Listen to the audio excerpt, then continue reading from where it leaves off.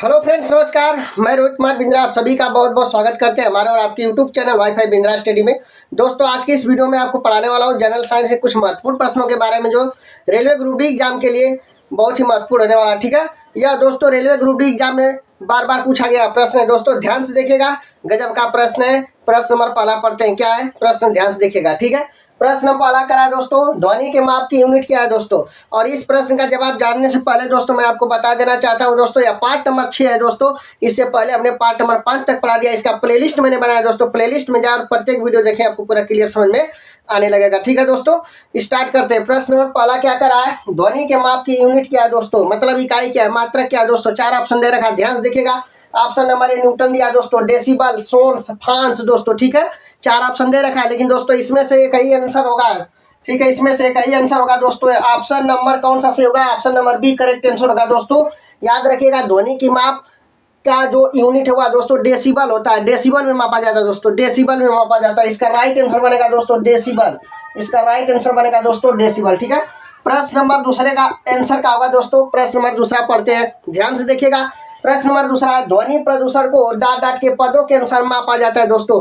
यही प्रश्न, इन दोनों प्रश्नों को देखिए दोस्तों, डिफरेंट में क्या दोस्तों किस प्रकार से पूछा गया दोस्तों। ठीक है, दोनों का आंसर सेम होगा, लेकिन दोनों किस प्रकार से पूछा गया है आपके ध्यान देना, दोनों का आंसर सेम होगा दोस्तों। ठीक है, प्रश्न है, ध्वनि प्रदूषण को डाट डाट के पदों के अनुसार मापा जाता है। किसके पदों में मापा जाता है दोस्तों। ऑप्शन दिया है यहाँ पर, 4 ऑप्शन दिया, एक ऑप्शन से होगा, एक ऑप्शन से होगा दोस्तों। ध्यान देखिएगा, option number A watt, option number B pascal, option number C hertz, option number D decibel. ठीक है, तो अभी मैंने बताया दोस्तों यहाँ पर प्रश्न नंबर पहले ध्वनि की माप की यूनिट है, इसमें यूनिट पूछा था, लेकिन इसमें पूछा है ध्वनि प्रदूषण को के पदों में अनुसार मापा जाता है दोस्तों। यहाँ पर ध्वनि प्रदूषण है, यहाँ पर ध्वनि है, तो देखिए दोस्तों इसमें फंसिएगा मत। ठीक है, इस प्रश्न को समझिएगा। ठीक है, इसका आंसर सेम होगा, इसका भी राइट आंसर बनेगा दोस्तों ऑप्शन नंबर डी डेसिबल दोस्तों। Option number D correct answer होगा, डेसिबल भी होगा दोस्तों। ध्वनि प्रदूषण को किस में मापा जाता है दोस्तों, डेसिबल में मापा जाता है, डेसिबल में मापा जाता है, इतनी बात याद रखिएगा। ठीक है, अब आते हैं प्रश्न नंबर तीसरा की तरफ, आते हैं प्रश्न नंबर तीसरा की तरफ। प्रश्न नंबर तीसरा करा, एसआई प्रणाली में प्रतिबल की माप क्या होगी दोस्तों। प्रतिबल की माप की इकाई दोस्तों, मतलब प्रतिबल को किस में मापा जाए दोस्तों, यही पूछा गया। तो दोस्तों ध्यान देखिएगा, प्रतिबल बराबर होता है क्या दोस्तों, तीसरे का आंसर क्या होगा दोस्तों। क्योंकि प्रतिबल बराबर क्या होता है दोस्तों, प्रतिबल बराबर क्या होता है दोस्तों, प्रतिबल बराबर फार्मूला होता है दोस्तों बल बटा क्षेत्रफल। बल बटा क्षेत्रफल क्या होता है, बल बटा के क्षेत्रफल होता है दोस्तों। देखिए, बल बटा क्या होता है दोस्तों, क्षेत्रफल होता है। बल को किस में मापते हैं दोस्तों, बल को किस में मापते हैं, बल को न्यूटन मापते हैं, न्यूटन में मापते हैं। क्षेत्रफल को किस में मापते हैं दोस्तों, मीटर स्क्वायर, मीटर स्क्वायर।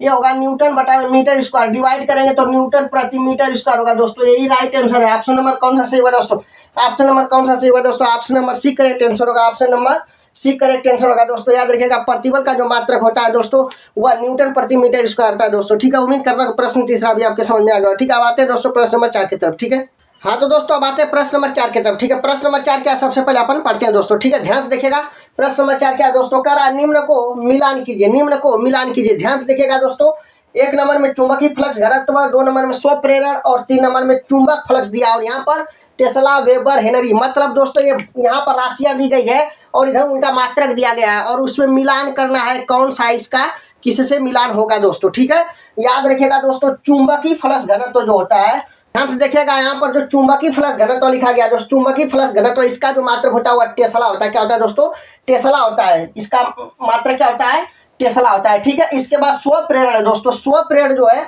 इसका जो मात्रक होता है दोस्तों हेनरी होता है। याद रखिएगा, मतलब ये स्वप्रेरण इसका हेनरी है, मतलब मात्रक। ठीक है, स्वप्रेरण का जो मात्रक होता है वह क्या होता है, हेनरी। मतलब स्वप्रेरण का मिलान किससे होगा, सी से होगा, सी से होगा, सी से। ठीक है, इसके बाद चुंबकीय फ्लक्स घनत्व का मिलान किससे होगा, टेस्ला से, क्योंकि चुंबकीय फ्लक्स घनत्व का जो मात्रक होता है वह टेस्ला होता है। ठीक है, इसके बाद बचा चुंबकीय फ्लक्स से, इसका मात्रक क्या होता है, वेबर होता है। ठीक है, तो आप देख सकते हैं दोस्तों यहाँ पर मैंने मिलान कर दिया। तो ऑप्शन नंबर चेक कर लीजिए, ऑप्शन इसमें मिल रहा है क्या, 1 का बी, 1 का ए है, लेकिन यहाँ एक कट, इसको हटाइए, इसको हटाइए, गलत है। बी नंबर में आइए, 1 का सी कर रहा था, 1 का तो ए है, तो ये भी गलत है। यहाँ पर देखिए 1 का ए है, लेकिन यहाँ पर 2 का बी, 2 का सी है, लेकिन यहाँ पर बी बता रहा है, गलत है। ऑप्शन नंबर डी मैच करा, ऑप्शन नंबर डी मैच करा, इसका राइट आंसर होगा option number D correct answer होगा। समझ में आ रही बात है, प्रश्न नंबर 4 का आंसर होगा option number D correct answer होगा। ठीक है, अब आते हैं प्रश्न नंबर 5 की तरफ। अपवर्तनांक का मात्रक क्या है दोस्तों? अपवर्तनांक का मात्रक क्या है? बहुत ही भारी क्वेश्चन है दोस्तों, बहुत ही भारी क्वेश्चन है। अपवर्तनांक का क्या मात्रक होता है दोस्तों? ध्यान देखिए, बहुत बड़ा मात्रक होने वाला है, ध्यान देखिएगा।